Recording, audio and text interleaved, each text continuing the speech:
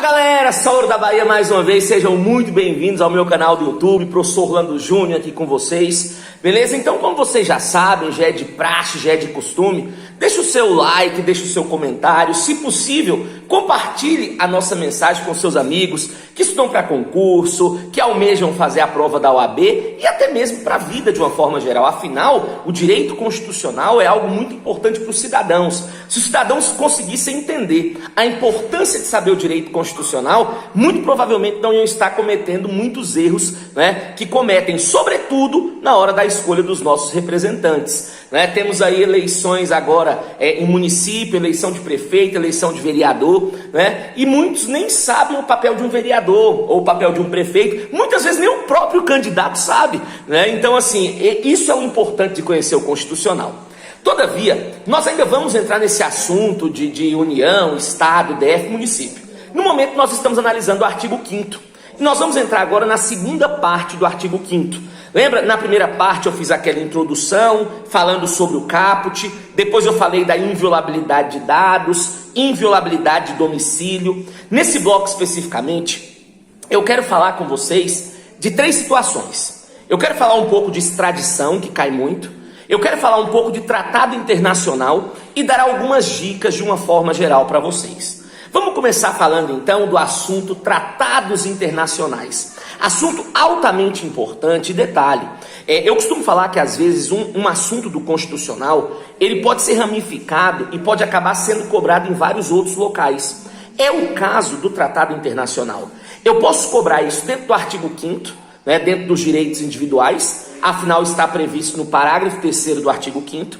Eu posso cobrar isso aqui dentro do executivo, uma vez que, no caso ali, é uma situação que envolve o presidente. Posso cobrar dentro do Congresso Nacional, alguns colocam dentro da hierarquia das normas, dentro do processo legislativo até. Então são assuntos que você ramifica e pode acabar exigindo-os em vários locais. Mas vamos lá. A emenda 45 de 2004, ela acrescentou o parágrafo 3º no artigo 5º. Isso aí muda toda a sistemática jurídica. Por quê? Todo mundo aqui já escutou falar daquela pirâmide das leis, onde a Constituição fica no vértice, onde a Constituição fica no topo da pirâmide, e ela acaba sendo então o fundamento de validade para as demais normas do ordenamento jurídico. Ou seja, para que as demais normas tenham validade, elas devem respeito à Constituição. E se porventura essa norma que está aqui abaixo contraria a Constituição, ela tem que ser julgada inconstitucional. Afinal, ela contrariou a lei maior do nosso Estado. E aí o que acontece? Por muito tempo, a Constituição ficou sozinha, isolada no vértice da pirâmide. Até que a emenda 45 acrescentou o parágrafo 3º no artigo 45. E ali essa emenda 45, ela cria um tipo de tratado internacional que figura no mesmo nível da própria Constituição. Só que o que você tem que entender, o que você precisa entender, é que não é qualquer tratado internacional que hoje figura no mesmo nível da Constituição. Quer ver? Quando você pega o parágrafo 3º no artigo 5º, ele fala assim, os tratados e as convenções internacionais sobre direitos humanos, que são aprovados em cada casa do Congresso, em 2 turnos de votação com um quórum de 3/5, equivalem-se às emendas constitucionais. Então perceba, para que um tratado internacional hoje, ele figure no mesmo nível da nossa Constituição, ele tem que ter 2 coisas. Primeiro, e obrigatoriamente, tem que versar sobre direitos humanos. E segundo, ele precisa ser aprovado na forma de uma emenda. Ou seja, cada casa do Congresso, afinal o procedimento é bicameral, em cada casa 2 turnos com um quórum de 3/5, que equivale a 60% da casa legislativa. Só que o grande detalhe é, nós não temos apenas esse nível de tratado internacional. E aí que está o grande detalhe. Embora eu não vá emergir totalmente no assunto, eu quero diferenciar 3 tipos de tratados internacionais com vocês. E a linha que separa um do outro é uma linha muito tênue. Por isso você tem que tomar cuidado, quer ver? Então, para você anotar aí depois, lembra o seguinte. Tratado internacional falou de direitos humanos. Foi aprovado na forma de uma emenda. Ele tem força de emenda. Ele tem força de Constituição. Esse está no parágrafo 3º do artigo 5º. Agora, se o meu tratado internacional também falar de direitos humanos, porém não for aprovado na forma de uma emenda, ou tenha sido colocado antes da emenda 45 de 2004, ou tenha sido criado antes da 45 de 2004, ele tem força de norma supralegal. Então veja, o primeiro caso quanto o segundo caso, eles falam de direitos humanos.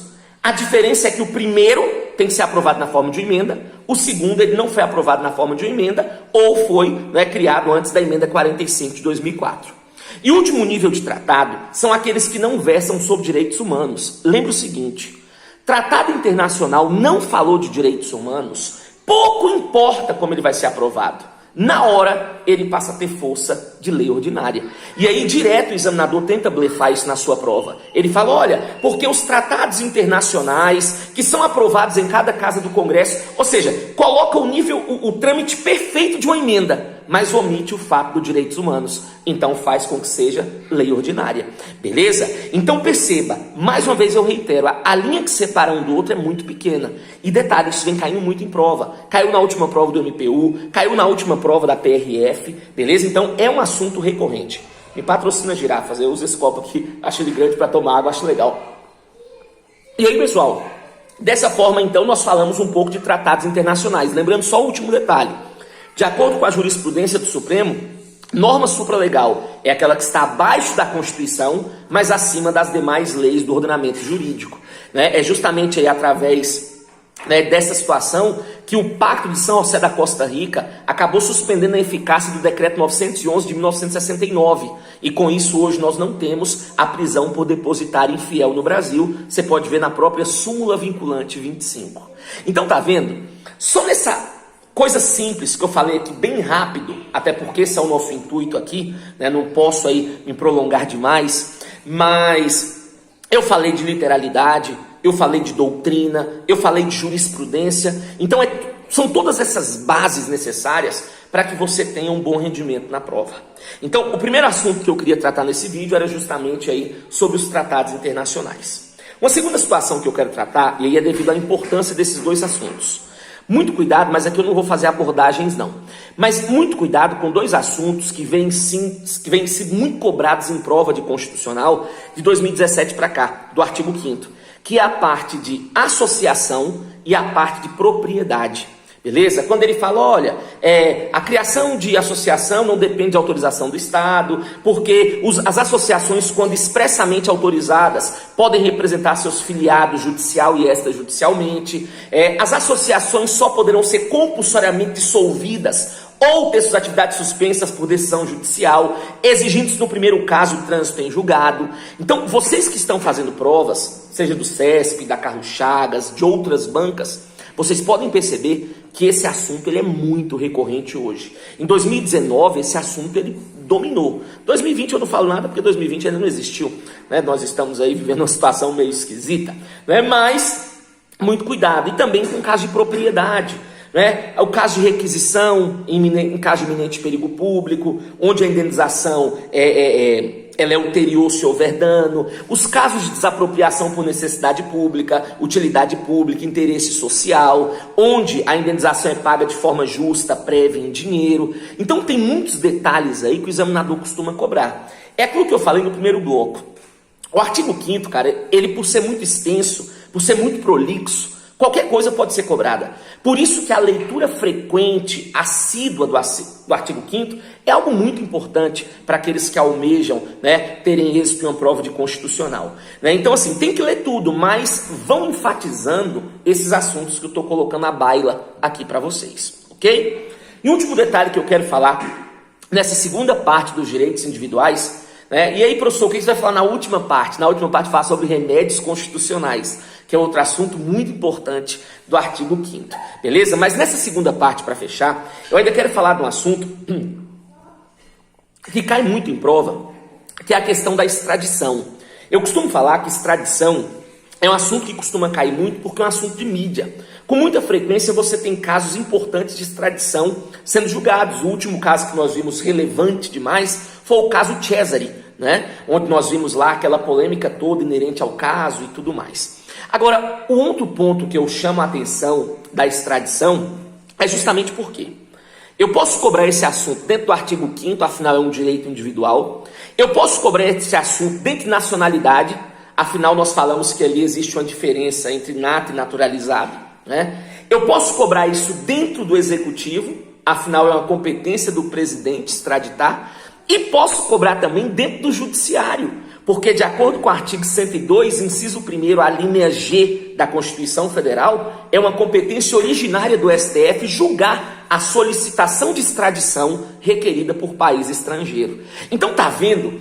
Um assunto que aparentemente é fácil, eu posso ramificar e sair cobrando em vários locais diferentes do próprio Constitucional. Agora vem cá. O que é uma extradição? Extradição é você entregar alguém a um determinado país onde lá ele cometeu um crime, para que então ele seja julgado ou pelo menos cumpra a pena naquele país. Vamos pegar o caso Cesare. O que aconteceu com o caso Cesare? Ele, italiano, comete crimes na Itália e a Itália então entende que o ato dele foi um ato terrorista e acabou o condenando a uma pena de caráter perpétuo. Só que quando a Itália vai aplicar o ius puniendi, o poder punitivo sobre o Cesare, ele, perna pra que te quero, acaba vindo para o Brasil. Quando ele vem para o Brasil, ele está diante de uma outra jurisdição, diante de uma outra soberania. Então a Itália, mesmo considerando um criminoso, não pode invadir aqui, chegar e pegá-lo à força, porque isso fere a soberania do Estado brasileiro. Isso vai ter confusão. Então a Itália sabe que a única forma mansa, a única forma boa, pacífica, para fazer com que ele cumpra a pena lá, é pedindo isso para o Brasil. Então nós vamos fazer um pedido de extradição. Beleza? Então extradição é quando eu peço alguém para um determinado país onde ele encontra-se, porque no meu país ele cometeu o crime. Agora entenda. Nós temos dois tipos de extradição, ativa e passiva. Extradição ativa é quando o Brasil pede para alguém, por exemplo, o cara chega, comete crimes aqui no nosso país e aí vai para um outro local. E aí o Brasil pede a extradição dele. Quando nós pedimos, extradição ativa. Agora, se o cara comete crimes lá e vem para o Brasil e o país faz o pedido, isso é uma extradição passiva. Por que eu chamo a atenção nesse assunto? Pelo seguinte motivo. A Constituição de 88, ela só trata da extradição passiva. Ela não trata da extradição ativa. O próprio Supremo já falou isso. Professor, o examinador pode cobrar uma questão sobre extradição ativa na minha prova? Pode, desde que ela venha expressa, discriminada. Na extradição ativa. Por que a extradição ativa? Agora cuidado. Sempre que ele não discriminar, ele está falando da passiva. Beleza? E aí vem uma questão que eu gosto muito, que é quando ele coloca assim, já caiu várias vezes em prova. Um brasileiro nato jamais será extraditado. Certo? Aí os caras pensam assim, mas peraí. Ele não pode ir daqui para lá, mas de lá para cá ele pode. Ou seja, ele não pode ir passivamente, mas ele pode ir ativamente. Só que peraí. O brasileiro nato jamais será extraditado. Ele discriminou qual tipo de extradição que ele estava falando? Não. Então, na hora, você é obrigado a presumir que ele está falando de extradição passiva. Beleza? Então, justamente por isso é importante saber esses pequenos conceitos, porque com certeza vão fazer diferença na hora da prova. E aí, passivamente falando, eu tenho que lembrar que um brasileiro nato jamais será extraditado.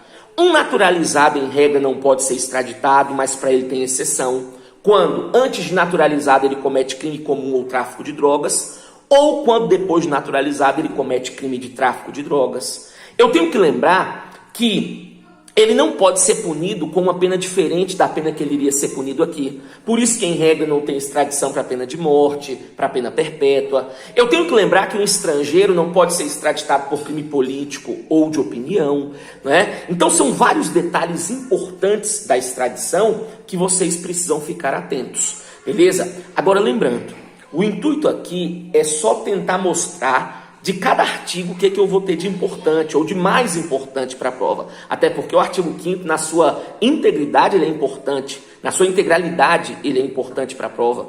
Né? Mas, claro, sempre tem como frisar um ou outro ponto, como eu fiz nesse vídeo. Então, dessa forma, eu estou falando aqui da segunda parte dos direitos individuais. Beleza? Na terceira parte dos direitos individuais, eu vou falar exclusivamente acerca dos remédios constitucionais. Então, espero que não tenha delongado muito, são apenas aí 15 minutos do seu dia que você tira para aprender um pouco mais de constitucional e com isso cada vez está mais próximo aí da sua aprovação.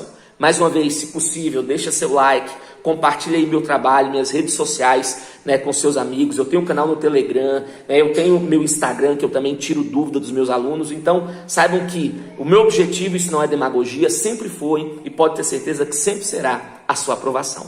Um grande abraço, bons estudos e até a próxima. Valeu!